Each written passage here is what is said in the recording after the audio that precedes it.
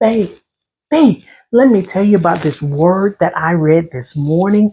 And I mean, I am excited about it. It comes from Mark chapter 4, verses 35 through 41. But I'm going to focus on one verse, and that's verse 39. I'm sorry, I skipped all the formalities. Hey, how y'all doing? I hope you had a great day. I'm just trying to give you this word.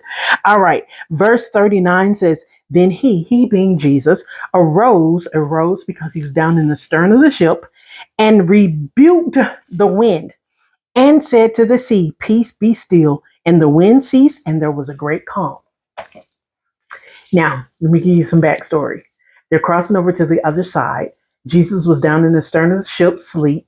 The disciples, all of a sudden, there came a windstorm. So the disciples are doing everything they can, everything they know to do, because they're fishermen. You got to remember, they're used to the water, and they're doing everything they can to survive. But this windstorm just came out of nowhere, and it is boisterous and it is terrifying. And so they go down and they get Jesus. They're like, oh, we got Jesus on board. We're going down and get him because we don't know what to do. And they go down there and they tell him, don't you get it? We perish. And so then Jesus arises and he comes up and he speaks to the wind directly. And he says, wind, I rebuke you. He rebuked the wind, and then he talked to the sea and he said, hey, peace, be still. You calm down. You become tranquil waters again. And so then what happens is when I heard that, when I read that, I got excited.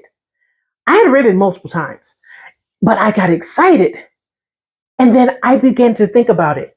Oh, what's the wind that's causing that chaos in my life when chaos is up, when it's troubled? What's the wind that's troubling the waters of my life?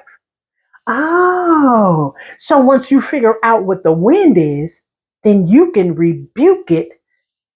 It's just like Jesus rebuked it.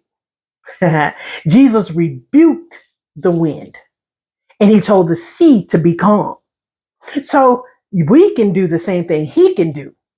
All we got to do is walk under the authority and ask God, what is the wind that's causing chaos in my life? I desire to have peace. What's the wind?